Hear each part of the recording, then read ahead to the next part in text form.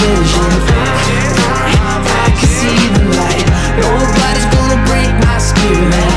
Nobody's gonna crush my dream. Nobody's gonna stop my story.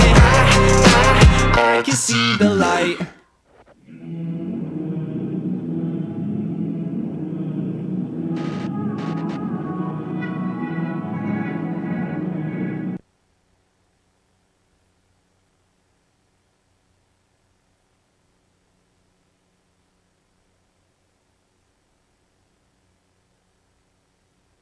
I'm so scared that I might be here alone. Take it all back now. To the places I tried leaving. Every map I follow leads to the unknown. I should know, but I'm scared I'm right. Bending back to see through the lines, afraid to frame my life. Well, good morning, everybody. We're glad you're here.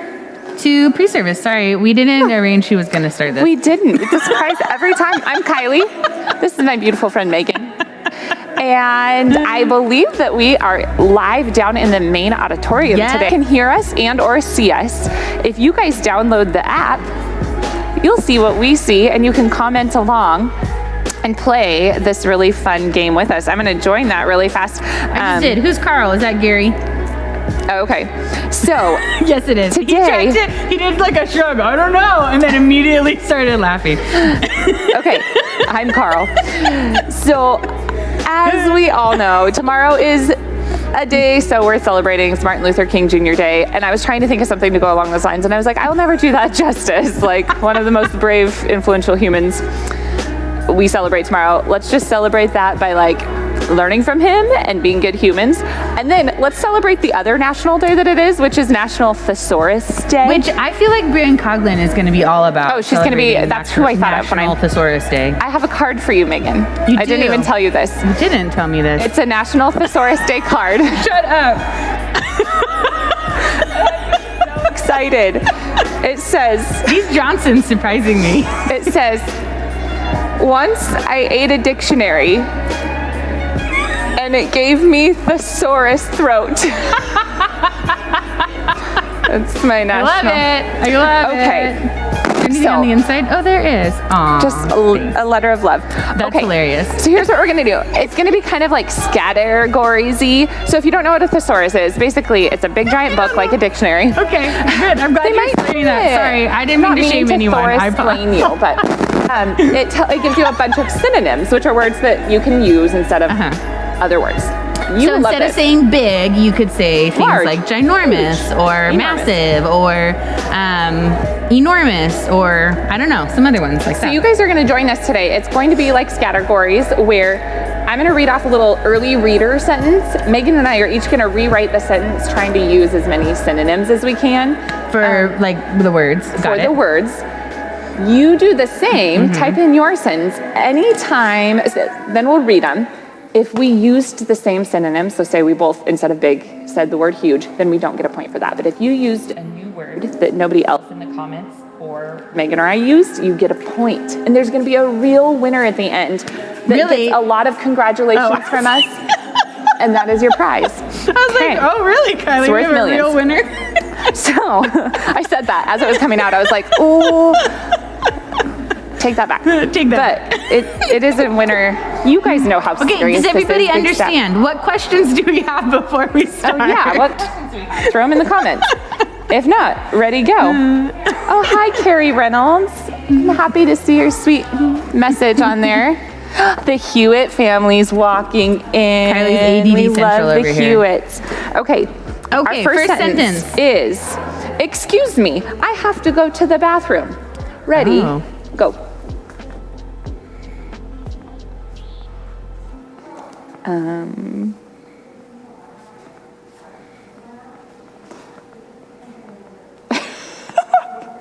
Okay. Okay, I'm good. I don't know that I went quite I think I got at least 1 point. Okay. I said, I don't know that I even followed my own rules. I said, pardon me. Me too. The so we don't loo get a is point. calling my name. I don't. What's yours?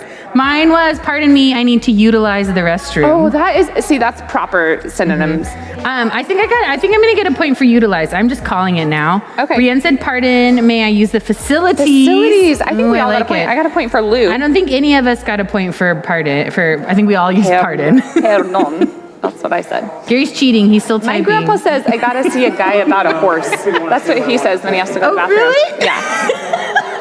I don't know Isn't why. it weird where all those like idioms come from? Like nature's calling.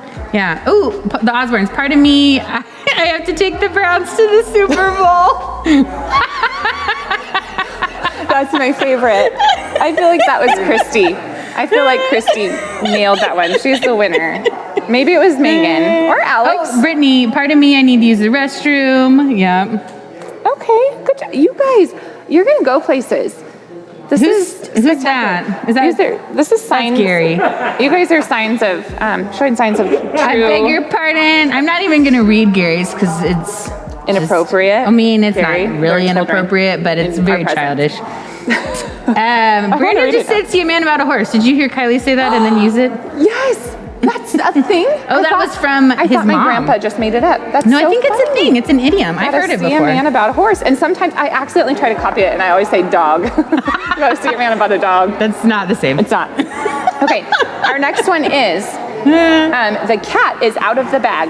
Ooh, okay. The cat is out of the bag. Okay.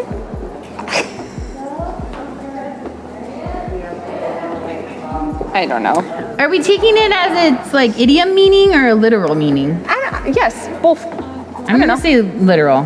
The points really matter here, Megan, so be careful to stick to the real rules. I said the Lou was calling my name. It's probably not really. Okay, I have mine. Wait. Okay, I'm good. Okay, I said the feline has escaped the sack. Ooh, Ay, all right. caramba. We got the feline has left the container. A feline's no longer in the sack. The feline has escaped the holding device. Good job, Brienne. That is good. I did not The get feline is no point. longer in the sack. Mine is the feline has left the satchel. Oh. Killing Yeah, killing it. Duffel. There are so many suitcases. Could've done that. Darn it. Okay. All good of us job. said feline though, so. We did say feline. I almost said tiger, but I'm like, oh, it's just kind of. I mean, you know, it's a type of cat. Okay, this one's fun. Happy birthday to you. Ooh. Oh. Ooh. I was gonna just do it in a different language, but that's not the same. Feliz cumpleaños. That's he. Okay. What? Osbournes, I disagree. They just said the worst animal in the world has exited this. Gary, I don't think I get this game. That's okay, That's Gary. funny. Well, all that matters is that you're here participating. That's very funny. Okay, can you say it again? Happy birthday to you. Happy birthday to you. Oh, I have a good one. I am funny. tapping into my Nathan Pyle. Okay. Wait. Okay, I got mine. Okay, I think I got some points on this one. okay, I'm good. Congratulations on your uterine eviction. I like it. Mine is Blessed Emergence Day, dear being. Okay, Osbourne's congratulations on another Earth revolution. Oh, that's good. May you have the best anniversary of your birth. Best greetings on the anniversary of your entrance into the world. Congrats on emerging. This is Gary. Congrats on emerging from the womb on this day many years ago. Oh, Grayson and Jovi, I used to call them woo-mates, like roommates, but they were woo-mates. That's funny. Huh? Brittany says, congratulations on your life Earth side. Yes. On your life, Earth side. Nice. I think it's your dad. Aptly Earth Bidet. He did it in Pig Latin. Oh, Pig Latin. Dad, well done. That counts. Counts for something. I'm sorry, I think I get like a few points on this one. Like 3 maybe? You probably do. Uterine. Did anyone else use uterine? No, I don't think so. Got a Or point eviction. for that. Or eviction. Okay, 2 points for me. Yeah. All right. Give yourselves points accordingly. The next Is Jerry okay? The next one is children are playing loudly. Ooh,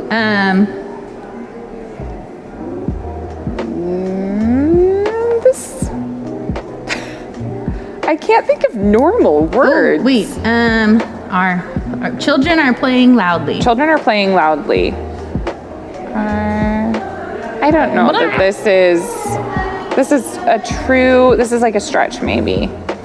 This isn't exactly, I'm not using a good word for this, but I couldn't think of anything else.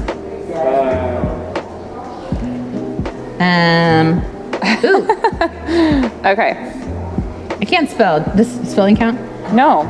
I was gonna get us whiteboards and then I was like, ooh, what if I can't spell a word? That'll be embarrassing. I don't know how to spell so that's why we get exuberant. to. Wow. I don't either. Okay. That's not how you spell it. I have but there you mine. go. Microhumans are gallivanting without considering the ears or sanity of others around them. That's such a long sentence. Mine says adolescents are frolicking exuberantly. Oh, But frolicking isn't really playing. well, neither is gallivanting, but it's fine. We can count. Ooh, it. younglings are horsing around noisily. I like it. Younglings. See, that's Rugrats like have true exceeded the synonym. maximum approved decibel levels. Amazing. Oh, that's so good. Little ones are interacting at high volume. So, Carrie, what we're doing is Kylie's giving us a sentence and then we're rewriting it with synonyms because tomorrow is National Thesaurus Day. I just stuttered like crazy over that. Thesaurus Day. Thesaurus Day. Yes. Offspring are breaking the sound barrier. Stop laughing so loudly. Stop enjoying life so loudly. Oh, Dad, I like you. Okay, Tim and Jen. We got say, like 2 minutes left, Carrie. okay. 3, 4, Okay. 2, 1, 3. All right.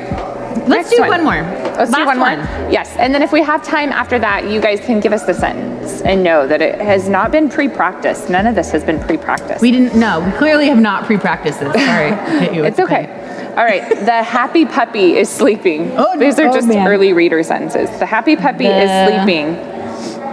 Ooh.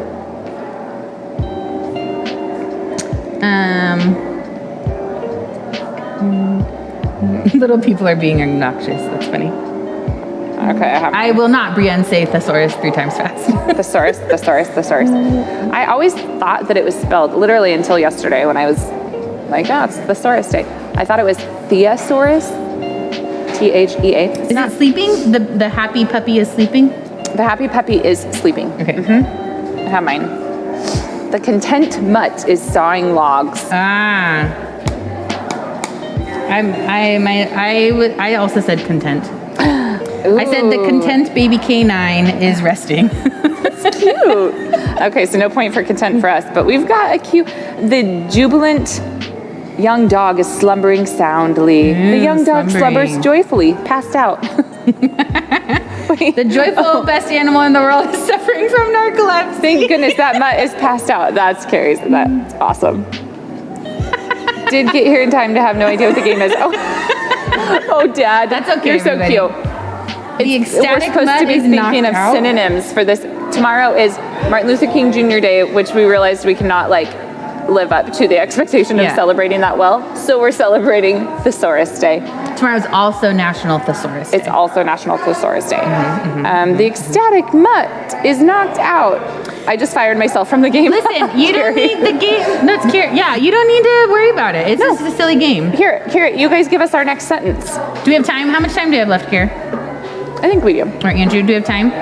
2 minutes. Okay, does someone have a sentence they can give us to rewrite for everybody? Brienne, I'm looking at you. I just fired myself from the game. Okay. No, maybe not. You can figure it out. Okay.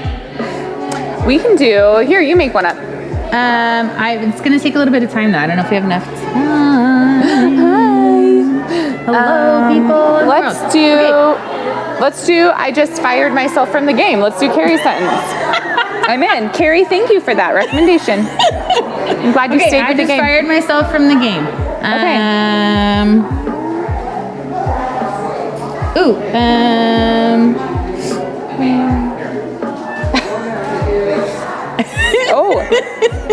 Oh, there we go. I have. Dreams.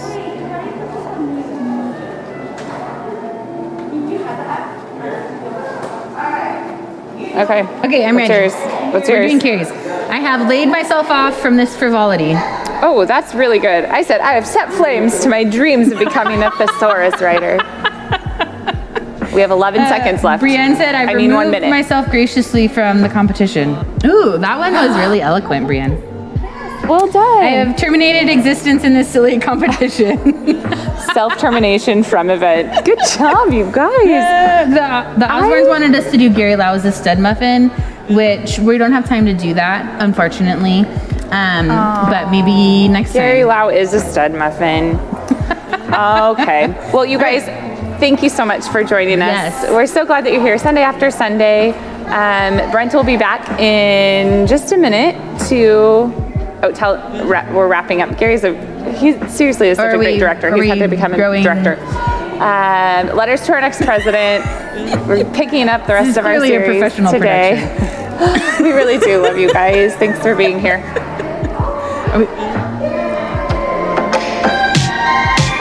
Welcome to Eastlake. My name is Eric, and I'm the Ansel Adams of Eastlake, meaning I take all the photographs that make up our series title slides. Unless you don't like them, then Via Getty does them, yeah. If you have a minute, you should probably Google Via Getty. You'll like it. Thanks for checking out this very unique way of doing church. We really appreciate you making church a part of your weekend, whether you're watching from home or from one of our hard plastic chairs here in the auditorium. If you are watching this from the theater, thanks for wearing your mask. It looks good on you, I promise. If you're new to Eastlake, we try to be the best church option for people who don't typically like church. We don't care what you look like, who you vote for, or whether or not you're not exactly the target demographic for the shows that you love to watch. Hello, this is Dr. Fraser Crane. I'm listening. I think we can all agree it's really the best sitcom out there. The people who said the targeted ads just got lucky that I got diabetes. If you are new, we'd love for you to let us know by filling out a Connect card, either online or in our super trendy app, put together by the Tim Cook of Eastlake. For every first-time guest who watches online or shows up in person during the month of January, we're donating $20 to World Relief Tri-Cities, a local nonprofit that assists refugees settling into our local area and helps them get on the right foot. While you're filling out your Connect card, you'll see a spot to mark your most recent Netflix, Hulu, Peacock binge. It's totally okay if it's just Frasier. Tomorrow we launch our first ever online version of Basecamp, a 4-week crash course helping you discover what it might look like to wear love in this season of life.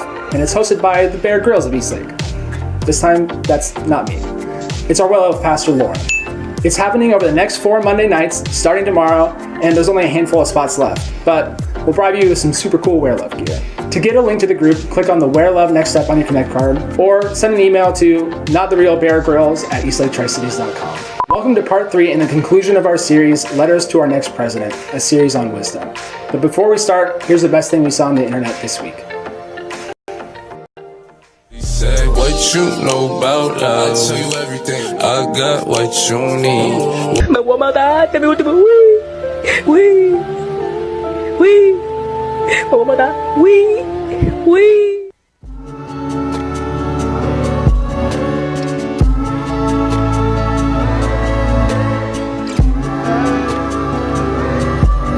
I just wanted to say.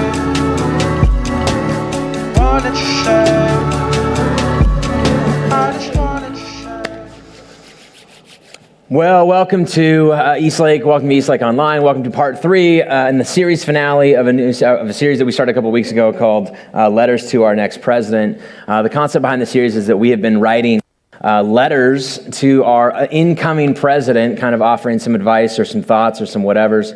Just to give you a quick personal update, we have received no response to our first 2 letters that we have sent that way. But he's a little bit busy right now, so I totally understand.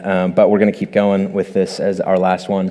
If you're new to Eastlake or new to the series, again, the idea behind this is really just open letters of advice. We've all seen open letters. We've seen them published in papers or newspapers or magazines or I don't know, just things written in like a memoirs thing, or open letters that were written to somebody addressed in a certain context, but there's value for us kind of peeking over the shoulder of either the author or the audience and saying, perhaps there's some advice in this for me as well. I know this is practical advice for them in their context, but me kind of interpreting these through the lens of my circumstances, maybe I can walk away with some sort of advice. These show up a couple of times in the Old Testament. Specifically, we've said the Old Testament is unique. Your Bible is split up into 2 sections. Basically, 2/3 or 3/4 of it is what we call the Old Testament, and then a little bit at the front called the New Testament. And to simplify a breakdown that is a little bit nuanced, more nuanced than I'm going to make it, but the Old Testament is about a people, It's about a people who are the nation of Israel, a people who believe that they were the chosen nation of God to kind of represent him to the world. And then you have the New Testament, which is about a person, which is about Jesus and the church kind of trying to figure out what do we do in light of a person that we had lunch with and were friends with and watched as he performed miracles and did things. So about a people and about a person. And specifically, when it comes to about a people, you have a lot more things in terms of governance. You have a lot more decisions about what it takes to function as a society for them, which is why you have rules and laws and edicts and books of wisdom and processes and systems of sacrifice and a lot more nitty-gritty details about how to do life, because they were just attempting to try and figure out life post-slavery Egypt and what it means to live amongst each other without killing each other. And so a lot more government stuff. And so when it comes to leaders and open letters to people in positions of authority, we see these show up in the Old Testament, not necessarily in the New. So we're going to be talking about the Old Testament. So we've talked about kings, we've talked about other things, but today we're talking about a guy named Joseph and the letter or the advice that he offers to a person in power. This time it's a person who we know only as Pharaoh, and we don't know historically which Pharaoh this was. We just know this person was in charge of all of Egypt, and Joseph finds himself in this way. But first, before we dive into Joseph and Pharaoh, I want to talk real briefly or set the stage for us by talking about the problem with money.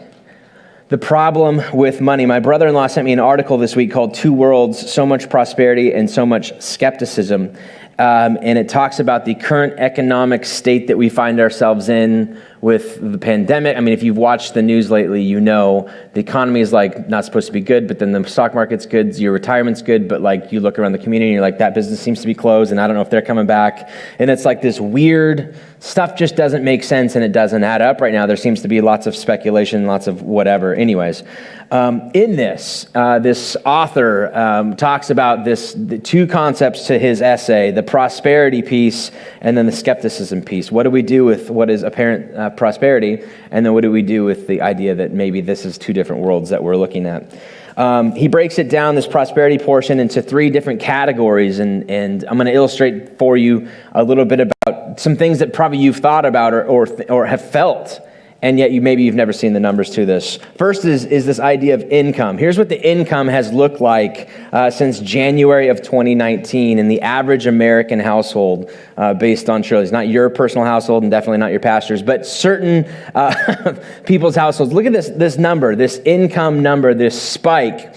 Because what happened is we got a stimulus thing, and we also had no place to spend our money, everybody. We were not traveling, we were not buying, we were not dry cleaning any clothes, we were not impressing anybody with our truck. We were doing nothing but watching Netflix, and Netflix only costs $12.99 a month, and that's not a lot. And so what happens is our income has shot up dramatically. Americans made $1 trillion more from March to November of 2020 than they did from March to November of 2019. Households as a whole, $1 trillion more year over year from March to November from the years. A lot of the surge came from stimulus packages and payments and unemployment benefits, but private wages and salaries are back at a new high, and so are average hourly earnings and weekly earnings. That's what we're dealing with income. And maybe you felt that. Maybe you haven't, and this is just like, maybe that's nice for everybody else, but that doesn't feel like it for me. But perhaps you're sitting there going, you know what? It has been kind of an interesting piece. I haven't spent as much as I usually do. It's a good spot to be in. All right. Number two talks about this positive view of debt. Here's the picture of debt, household debt service payments as a share of income in terms of how much you make and really your debt to income ratio. And look at this. It hits this number in here and it goes, and then it dives off here at 2019. Credit card balances declined by more than $100 billion over the last year. Americans have less credit card today than they did in 2007, despite an economy that's 48% larger and has 30 million more people. And finally, personal savings. Here's what personal savings accounts look like, this jump in terms of how much people actually had in reserves for some rainy day or whatever. The personal savings rate averaged 7% in the quarter century before 2020. Then COVID hit, and overnight it went to 34%. It's since dropped to about 14%, which would have been a 50-year high before COVID. In other words, we've got a percentage account that is on a 50-year high post-COVID. American households have $1 trillion more in their checking accounts today than they did a year ago. For perspective, they held $800 billion in checking accounts in 1 year. Your savings account, if you're on average, has doubled. Now, it might make you feel depressed. For some of you, maybe feel like that sounds about right. For others, I don't know. I don't know where you stand on all of this. I'm just saying, from a standpoint, our nation is in a unique position right now. Now, he counters this picture of prosperity with a little bit of skepticism, which this might be more identifiable for you. Oftentimes, his bullet points are people gauge their relative well-being based on those around them. We tend to figure out if we're doing good based on our friends sitting around a campfire going, how much do you have in savings? What does your retirement look like? How much did you make last year? What returns did you get on your 401k this year? And as long as it kind of stands relative to our numbers and a little bit higher, makes us feel like, well, that's fine. If it's a little bit lower, we feel smart. We feel better about ourselves than them because we're smarter with our money, whatever, I don't know. Historically, the people around you have been relatively similar to you. They lived in the same city, went to the same schools, worked at the same factories, and earned similar wages. But the internet and social media has allowed this comparative sort of thing, this comparative, how's everybody doing? Because a lot of times, our well-being is based on those we see around us. And now that our exposure to more people is in place because of the internet and because of social media, we tend to aggressively go after and not look at maybe the people around us, but like the circle of who we compare ourselves, it grows exponentially. And at the same time, the economic distance between these two people have sort of ballooned in this way. And so for perhaps the reason that these numbers kind of throw you off a little bit, or that you don't feel in this way, is because who are you kind of comparing yourself to? Who are the people around you? Who are the people, what does this look like for you? Now, here's something that's been true our entire lives. And I say our, I'm 37, you might be older than that. It doesn't matter. If you're alive right now, if you're still breathing this air, this has been true for you. We have what are called rich nation problems, okay? We are a rich nation, and our problems are rich nation problems. Now, before I go into detail about what that means, let's take it from, that's a macro level look, okay? We live in a nation with rich nation problems. Let's bring it down to kind of a micro level look. You've met people who have rich people problems. You're related to them. You're cousins with them. They're your parents. They're your grandparents who are on that side of they've worked their entire life, and now they come to you and try to identify with you and be like, how was your week? Yeah, my week was bad too. My pool is broken. Can you believe that? Anytime a phrase starts off with my pool, that's a rich person problem. All right? Or, yeah, my cabin flooded. Can you believe that crap? That's a rich person problem. You are dealing with my landscaper was late, right? My rental property is empty. My other car, right?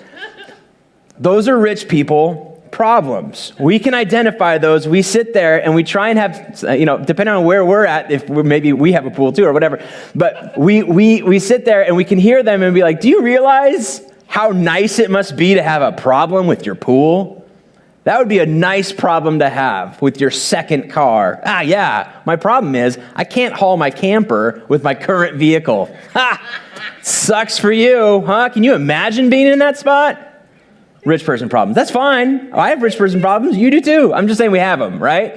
So then let's translate that from the micro level and let's look at it at a macro level. It's really interesting, the debates that have raged recently about, especially in this last election and depending on who you voted for and who you listen to, is healthcare a right or a privilege? And I'm not here to take a stance, and you're not going to get who I vote for in this way. But that is a rich nation problem. Are we going to give it to them for free, or are we going to charge them a little bit for it? We're not asking, can we provide health care for people? It's like, how do we play this thing out? Or the debate recently, is $600 enough for a stimulus, or should we bump it up to $2,000? Guys, rich nation problem. This idea of this living wage debate and, how much should we pay for the entry-level workers and minimum wage and all this. That's a rich nation problem. I'm not saying I'm not coming to you with answers. I don't really know. That's out of I'm not paid enough to know that kind of stuff. But I'm just saying it's a rich nation problem. We have 66% of Americans take prescription drugs. 131 million of Americans take prescription drugs, and it's like, how do we resolve this medical system? Well, that's a rich nation problem. We just have them, I'm telling you. So, with that in place, with us going, okay, sometimes it doesn't feel like it, but we kind of realize, oh, nah, I know. The fact that we're even talking about this means we've been blessed or whatever, right? And please, I enjoy living in a rich nation. I don't like the alternative, so I'm fine with it. I just want the awareness of it, because the awareness then leads us to the next truism of life, which is essentially this. In days of abundance, we have a tendency towards being undisciplined with our stuff. In times of abundance, and you know this because you remember the alternative.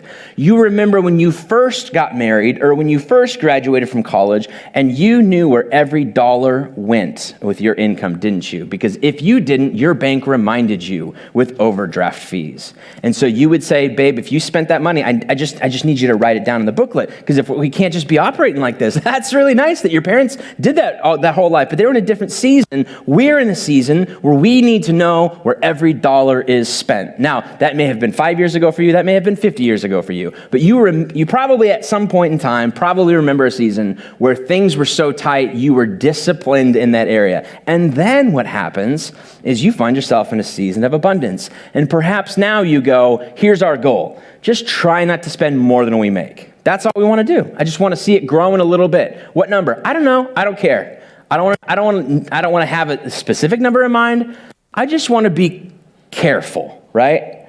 And then maybe you get to the spot where you're not even careful anymore. You're so undisciplined, you're like, whatever, man. Life is what it is, and I just got to do what I got to do. But in times of abundance, we have this lean towards being undisciplined. Now, what happens in life is Mint or some sort of financial software or something sends you an email every month that says, hey, do you want to know where your money went this month? And you're like, nah, I don't want to know.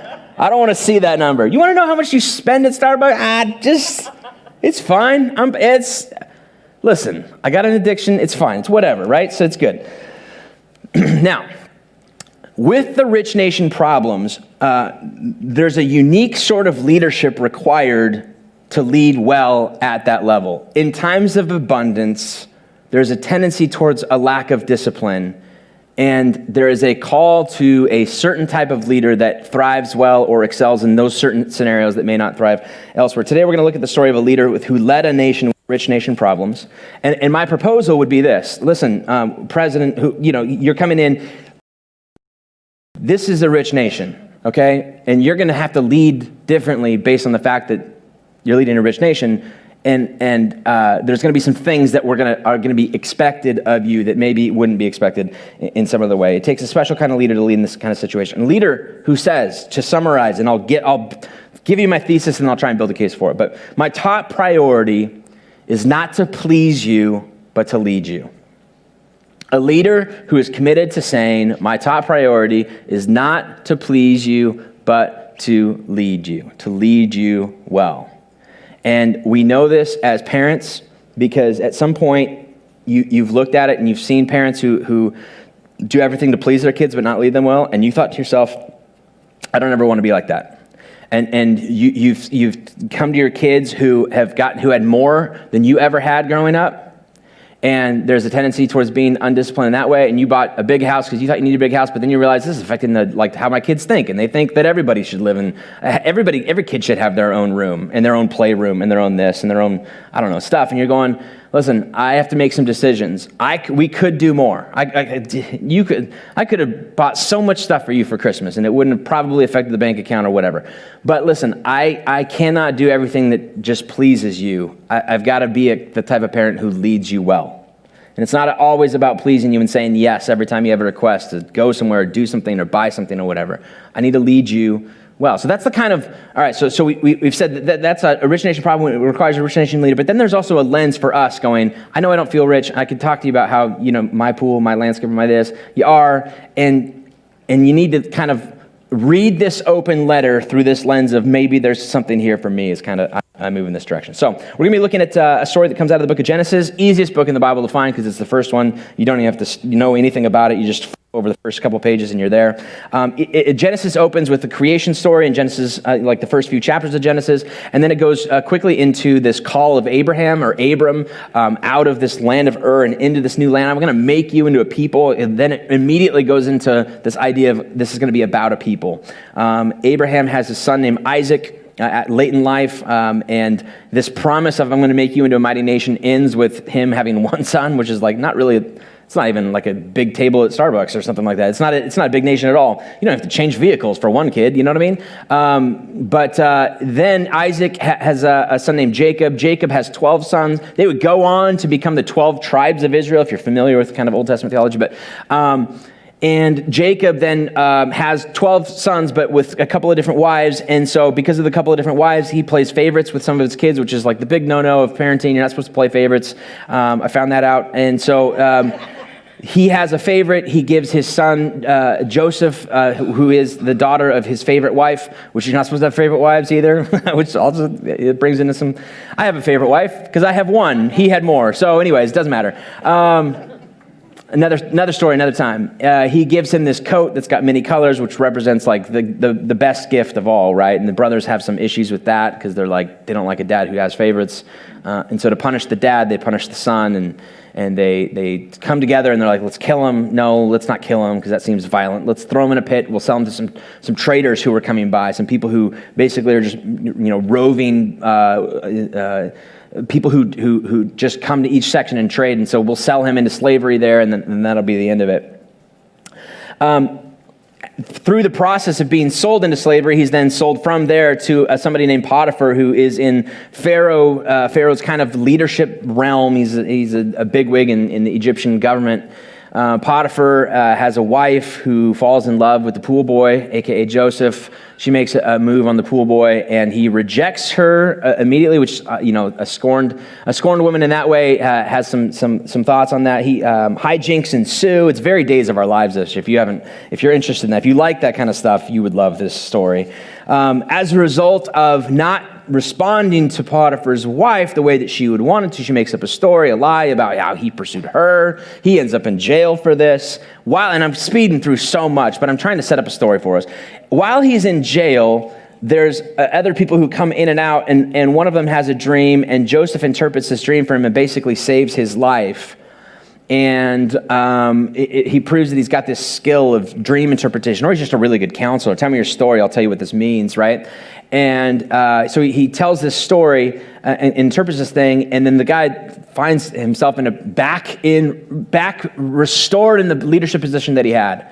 And part of it was the wisdom that he took from Joseph's interpretation of his dream. And so his words to Joseph as he leaves and as he walks out the jail is, "Man, you saved my life. I'll never forget you." And it's like the cliche plot line. You can almost read. You want to guess what happens next? Forgets Joseph, right? Doesn't remember who he is whatsoever. It's years later now. Joseph's been struggling in this dungeon, in the cell as a prisoner or whatever. Then the Pharaoh, the king, the Maharaja, the whatever, the ultimate dictator, leadership, authority figure in Egypt at that time has a dream, brings together all of the people who are on his payroll and says, interpret this dream for me. They're supposed to be wise, you're supposed to be counselors, you're supposed to be, people who can do this kind of thing, and nobody has a response. They're all too afraid. And the reason they're afraid is because if you get it wrong, it's off with your head, and so they go, yeah, that's really interesting. We'll have to think about it and get back to you on that. And nobody does, and so he's frustrated with them. He begins to say, can anyone in Egypt interpret this dream that I have? Because he's shook. There's something in him that's like, I had this dream and I can't shake it. I feel like something ominous is about to happen. By the way, their religious culture had very much to do with kind of dreams and visions, and that was part of it. And so this would be something for him, like he believed this at the core of his being. Something ominous is about to happen. I need wisdom to be able to interpret this and move forward with this. And does anybody know anybody that could offer any help in this way? And the person who Joseph had interpreted the dream for before goes, oh man, I know a guy. There was this guy I met once. He's actually in jail still, 12 years later. 12 years later, I remember this guy though. He interpreted these dreams and he helped me out. And the only reason I'm here today is because of what he said about me. Verse 14 of chapter 41, finally diving into some text. Sorry for the speed to get there, but I didn't want to waste too much time there. So Pharaoh sent for Joseph, and he was quickly brought from the dungeon.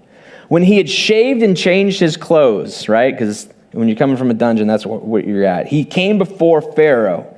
Pharaoh said to Joseph, I had a dream. Nobody seems to want to interpret it, but I've heard it said of you that when you hear a dream, you can interpret it. And then he goes to begin to tell him about his dream. He recounts for him this was like 7 fat cows, and they were all eating and they were happy. They looked like happy fat cows. And then all of a sudden, these really skinny, nasty cows came out, like mangy. And there were 7 of them as well. And then they ate the fat cows. I know it sounds crazy. They ate the fat cows. You've had crazy dreams too, so let's not judge. Anyways, they ate the fat cows, but you wouldn't even know that they ate the fat cows because they were still skinny. And then I woke up. I got another one. Pharaoh says, I got another dream. Let me tell you about this one.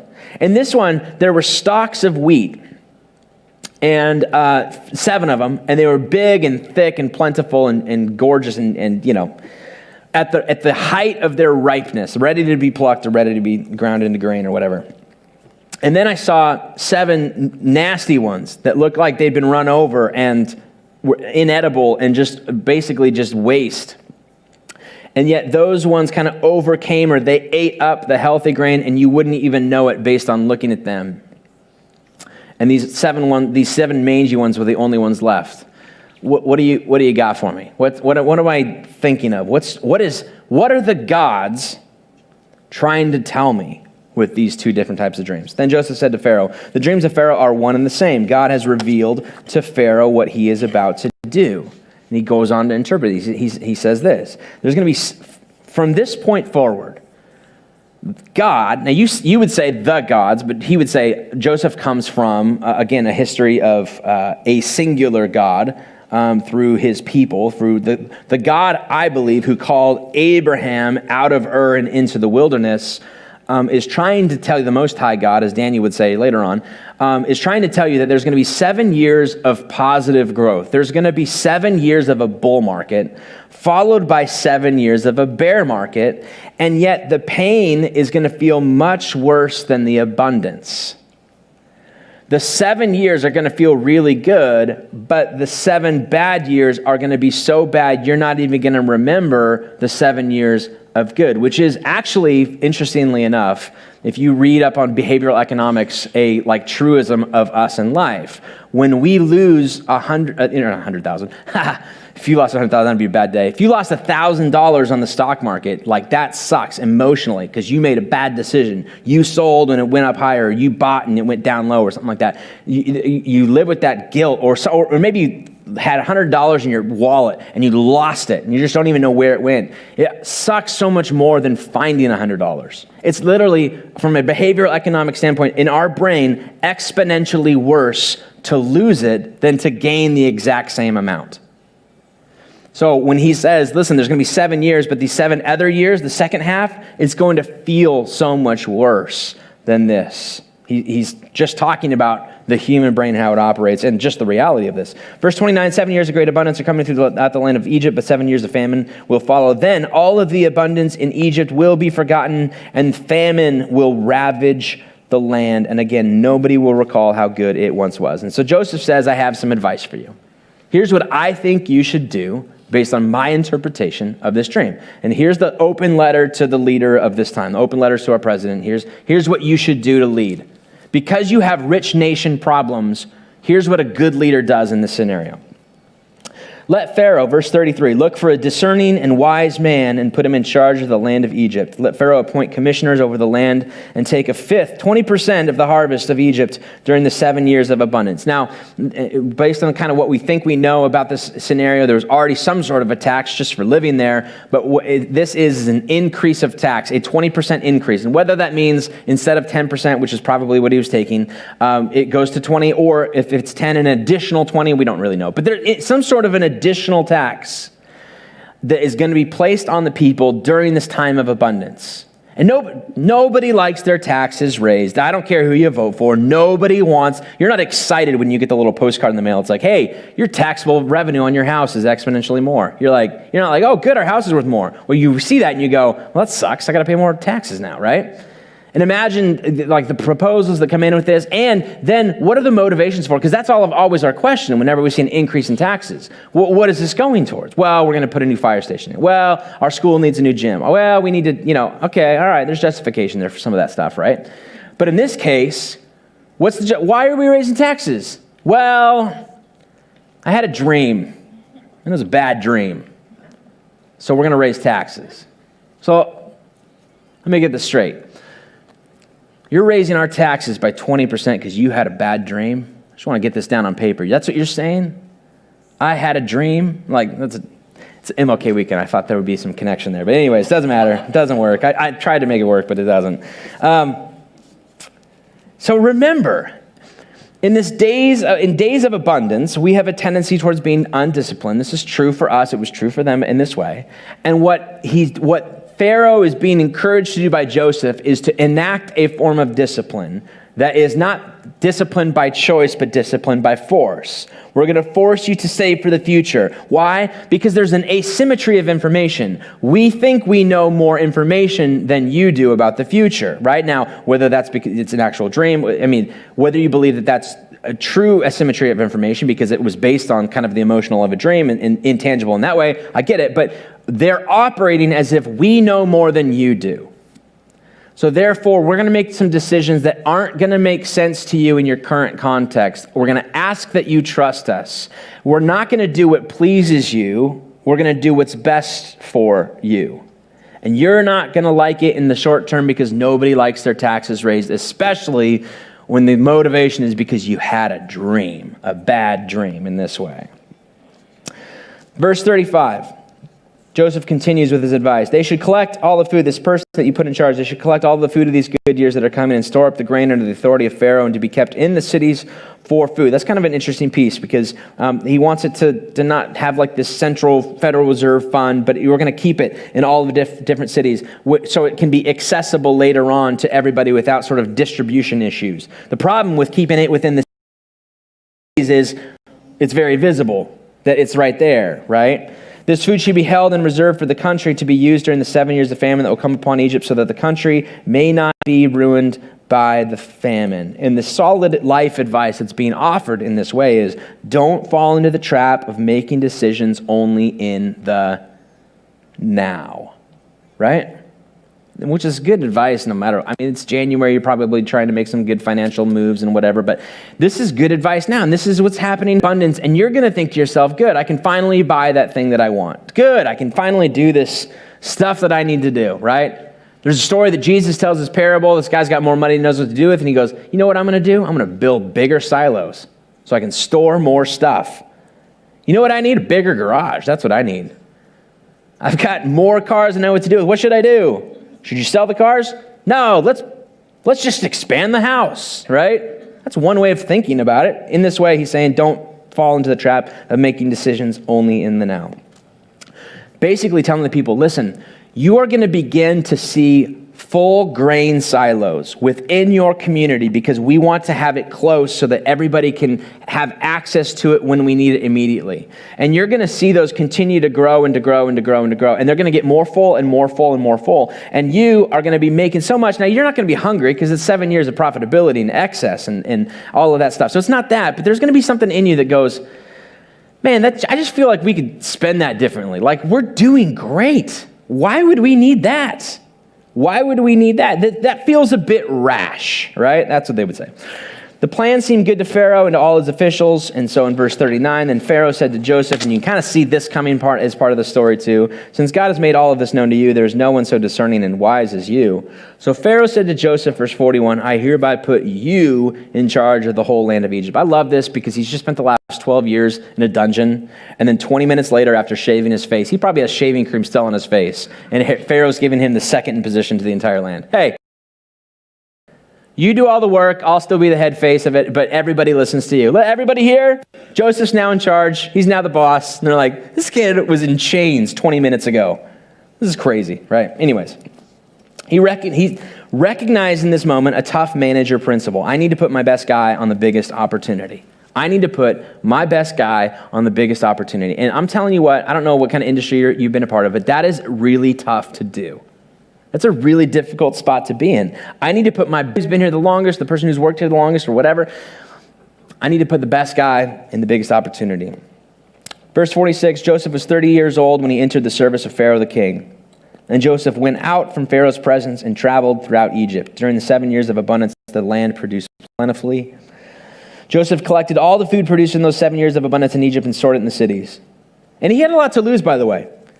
Because if this happens and 7 years goes by and then all of a sudden the train keeps going up, everything keeps going up and to the right, and he stored all this grain, it's kind of like, man, now it's going bad. We could have used this. Like, he's still, I think, he's got to be so confident in the fact that this is going to take a downturn, or else this could turn out bad for him. In each city, he put the food grown in the fields surrounding it. Joseph stored up huge quantities of grain like the sand of the sea. It was so much. It was so much that he stopped keeping records because it was beyond measure. Why? Because again, in times of abundance, our discipline falters a little bit in this way. And in this scenario, the economic price of grain should have plunged, but because of the taxes, it probably didn't. It probably held steady. And the 7 years of abundance came to an end, and the 7 years of famine began, just as Joseph had said, verse 53. There was famine in all the other lands, but in the whole land of Egypt, there was food. And again, famine feels like we don't really know what famine feels in America. Like Winco might be out of the bread that you like, and that sucks. But they're not out of bread. You know what I mean? You mean I got to buy this one? It's $1 more. They might be out of certain products, but they're not out of food.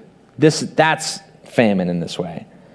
Famine occurs in all of the other lands. There's no grocery stores to go to. There's nothing to eat. And there's nothing to eat. You know how hangry you get when there's nothing to eat. Imagine it being just everywhere all at once. When all of Egypt began to feel, I love this line, when all of Egypt began to feel the famine. When you feel it, right? Because we know that. Some of you have been around long enough to know what a bear market feels like, the downturn possibly of 2000 or the housing crisis or whatever, 2007, and you begin to feel it. Like everybody feels it. Even now in our community, like you walk around, you see some businesses, especially some restaurants, and you go, I feel it. I feel the pain or the hard nature of kind of how this is all playing out. Like, there's a feeling that's associated with this. The people cried out to Pharaoh for food. Then Pharaoh told all the Egyptians, go to Joseph, do what he tells you. When the famine had spread over the whole country, Joseph opened up the storehouses and sold grain to the Egyptians, for the famine was severe throughout Egypt and all the world. All the world, verse 57, all the world came to Egypt to buy grain from Joseph because the famine was severe everywhere. In this scenario, then, the next part of the story is that Joseph's brothers, the ones who sold him into slavery, come in from Israel because they're experiencing famine. And there's this spot where Joseph gets to stand before his brothers. They don't even recognize him. And they're begging for his food. And he's like, you sold me into slavery. Let's see what I could do here, right? And so it's an interesting thing, but it has nothing to do with what we're talking about today. So we're going to fast forward a couple of chapters. Genesis, we'll close with this. Genesis chapter 47, verse 13. There was no food, however, in the whole region because the famine was severe. Both Egypt and Canaan wasted away because of the famine. Joseph collected all the money that was to be found in Egypt and Canaan in payment for the grain they were buying. He brought it to Pharaoh's palace.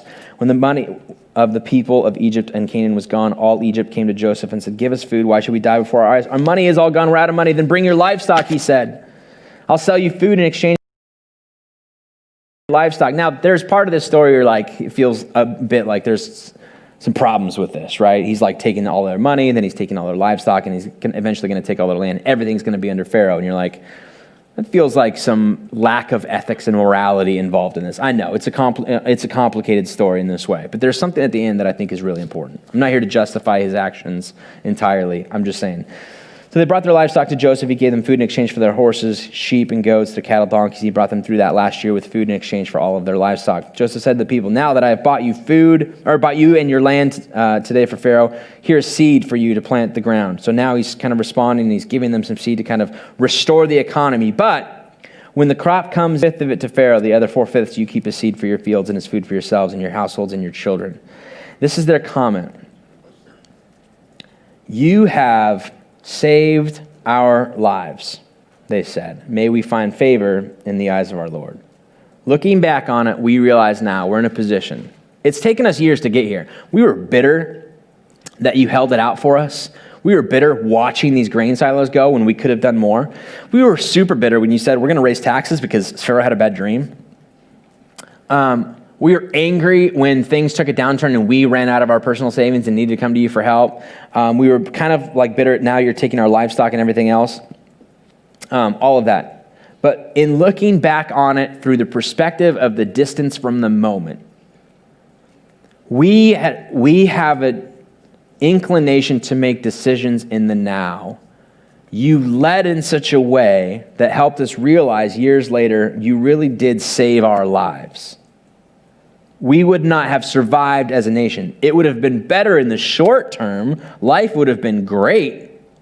The price of grain would have plunged, but we would have all had so much excess. We would have put on weight and all this kind of whatever. I don't know. But we realize now those tough decisions that you forced on us early on saved our lives. May we find favor in the eyes of our Lord.